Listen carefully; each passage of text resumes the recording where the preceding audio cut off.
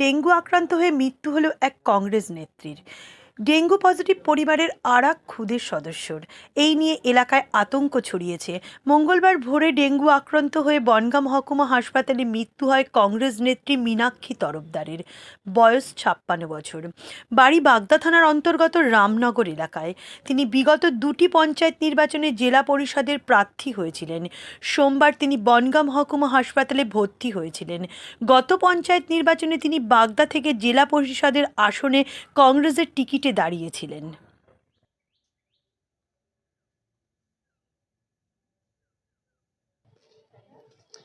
খুব দুঃখজনক ঘটনা, আর কি বলবো এ বিষয়ে আমার আর কিছু বলার নেই। আমি খুব দুঃখিত, খুব মর্মান্তিক অবস্থার ভিতরে। সাবধান থাকতো, পরিষ্কার পরিচ্ছন্ন করতো, তাহলে তো এটা এইভাবে না, এটা পরিষ্কার পরিচ্ছন্ন প্রশাসনের থেকে যদি করতো বিভিন্ন জায়গায়, তাহলে তার ডেঙ্গু নির্মূল করা সম্ভব হতো, কিন্তু সেটা হয়নি। যার জন্য কোনো না কোনো কারণে কোথাও থেকে এটা ঘটেছে। না ঘটলে ডেঙ্গুটা আসবে কেন? আমারও এখানেও হতে পারে, কি যেখানে কাজ করে ওখান থেকেও হতে পারে। সেটা কোনো না কোনো জায়গার থেকে ঘটেছে। তো লড়াকু ছিল। হ্যাঁ, উনি লড়াকু, হ্যাঁ হ্যাঁ, উনি প্রদেশ কংগ্রেসের ওই সেবা দলের সদস্য ছিলেন, মহিলা কংগ্রেসের সভানেত্রী ছিলেন, আবার জেলা পরিষদের ক্যান্ডিডেট ছিল। এই দুবার জেলা পরিষদের ক্যান্ডিডেট। এর আগেও জেলা পরিষদের ক্যান্ডিডেট একবার ছিলেন, একবার পঞ্চায়েত সমিতি, তারপরে জেলা পরিষদে দুবার দাঁড়িয়েছে। লড়াই করতো? হ্যাঁ, লড়াই করতো বহুদিনের। তো সেখানে শুক্রবারে গেছিলো, ডিউটি ছিল। তারপরে শনিবারের দিন থেকে দুপুরবেলার থেকে একটুখানি মানে জ্বর, তারপরে বমি। আমি বাগদা হসপিটালে অ্যাডমিট করেছিলাম। তারপরে আর কি মানে ওখান থেকে ভোরবেলায় একটু সুস্থ বোধ করলে বাড়ি আসে। তারপরে আমি ডাক্তার দেখিয়েছিলাম, মেডিসিনের রিপোর্ট করলাম, তাতে করে দেখালো ডেঙ্গু পজিটিভ। সঙ্গে সঙ্গে আমি হসপিটালে অ্যাডমিট করেছিলাম, বনগাঁ হসপিটালে। তারপরের দিনই সেখানে আস্তে আস্তে মানে টাইম দিল না, একদিনের মধ্যে আর কি সোমবারে রাত্রে অ্যাডমিট করেছি, তখন ৬৮,০০০ প্লেট ছিল। তারপরে ঝমঝম করে নাপতে নাপতে মানে মঙ্গলবারের দিন ভোর ৫টা ৪৫ উনি চলে গেলেন। মানে আকস্মিকভাবে হয়ে গেল। আকস্মিক মানে ডক্টর বলছে যে এই ভ্যারিয়েন্টটা মানে খুব ৫-৬ জনের মধ্যে রেয়ার কেস, মানে এত তাড়াতাড়ি প্লেটলেট এত নামে না, এইটাই বলছিল। কিন্তু কিছু করার নেই। আপনাদের আর কেউ ডেঙ্গি আক্রান্ত আছে? না, ডেঙ্গি একটা আমার ছেলে পজিটিভ আছে। Dengue positive? Dengue positive. বয়স কত? ও ৬ মাস বাকি, মানে ৪-৫ দিন বাকি আছে ৬ মাস হতে। মানে এই রিসেন্টলি রিসেন্টলি চেক করলেন কবে? কালকে চেক করেছিলাম, গতকাল। কালকে জ্বর আছে?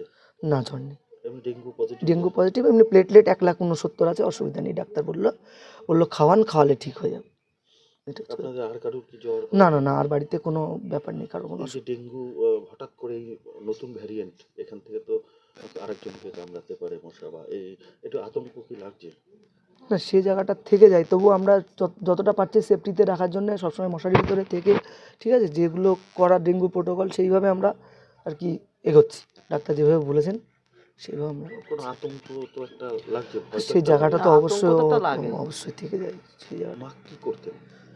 ও হেলথে মানে আর কি চাকরি করতেন, মানে বসিরহাটে মাতৃসদনে হেলথে ওনার ডিউটি ছিল। উনি কি কংগ্রেস থেকে ভোটে দাঁড়িয়েছিলেন? হ্যাঁ, লাস্ট জেলা পরিষদে দাঁড়িয়েছিলেন।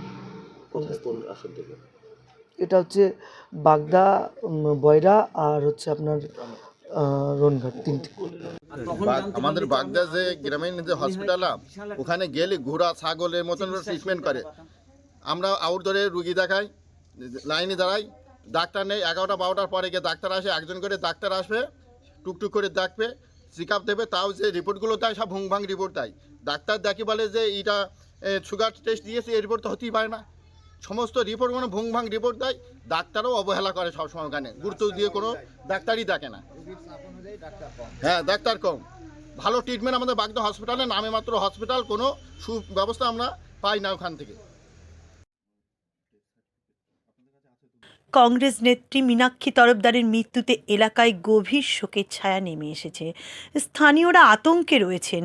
যদিও বাগদা পঞ্চায়েত সমিতির সভাপতি সুদেবী মণ্ডল জানান, আর কি মানে উনি মারা যাওয়ার পরে খবর পেয়ে ওনাদের বাড়িতে গিয়েছিলাম, এবং আমি নিজে ওনার ছেলেকে ডেকে জিজ্ঞাসা করলাম যে কী ব্যাপার, তোমার মায়ের হঠাৎ এই অবস্থা।